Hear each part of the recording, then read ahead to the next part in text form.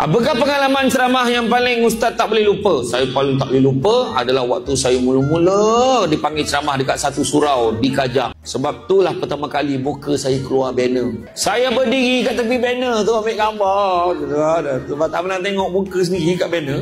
Sekarang dah tak larat dah tengok muka kat banner. Dah bila bergambar kat banner tu, lepas tu saya pertama kali. Masa tu penceramah saudara Syamsul Amri bin Haji Ismail. Saya masuk dekat surau tu, duduk dalam surau tu. Dah habis sembahyang, sepatutnya start ceramah. Tapi penganjur ni semua keluar, tunggu kat luar. Tak nampak ke aku ni penceramah? Dia tak kenal. Muka dalam tu dengan dalam banner lain sikit agaknya. Dia tunggu kat luar, jadi saya tak adalah tanya banyak. Saya kata, agaknya tunggu YB kot. Dia tunggu YB kawasan nak datang kot. Saya pun duduk. Masa saya duduk, tahu kan, kalau yang bukan Islam pun tahu kan, dekat surau tu kan ada tabir untuk perempuan di belakang, laki kat depan. AJK Mesurau tu tak tarik tabir perempuan tu. Dia ajaknya saya. Sini. Tarik ni. Saya pun tarik lah. Dia tarik belah sana, saya tarik belah sini. Tarik. Aku tarik je lah. Dah dia suruh. Kan. Kau pernah tengok ke penceramah kena tarik tabir tu cakap? Jadi lepas tu, saya pun duduklah balik. Bila dah duduk balik, dia orang pun ada seorang pegawai daripada pejabat tu datang. Kenapa tak start ceramah lagi? Penceramah tak sampai lagi. Itu ceramahnya. Oh, bekerja pergi dekat saya.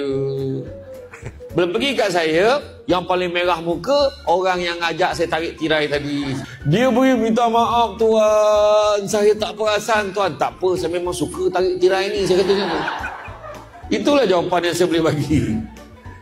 Dan begitu jugalah yang dulu waktu saya bawa kereta, waktu saya dah jadi Syamsul Debat ni, saya tak suka masuk semayang awal-awal sangat, masuk dalam tempat awal nanti tak boleh nak cakap apa lah.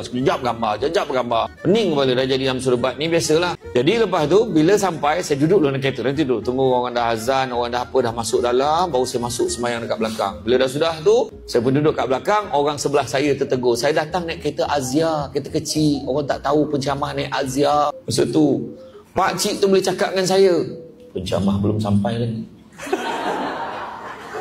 Saya dah risau, aku salah surau ke apa? Salah masjid ke apa? Saya tanyalah dia balik, penceramahnya siapa? Syamsul Debat. Saya baru nak cakap saya Syamsul Debat, dia tambah lagi. Semenjak keluar TV ni lambat dia sampai. Saya langsung diam. Tak jadilah saya cakap. Lepas tu bila penganjur tu nampak saya, dia kata, dia nak bagi nak start dah lah ceramah. Saya pun salam pakcik tu. Pakcik, saya mula dulu Dia pun pandang saya. Bila saya duduk dekat meja kuliah tu, saya pandang pakcik tu dah tak ada. Dia bagi. Itu antara momen yang saya tak boleh lupa lah.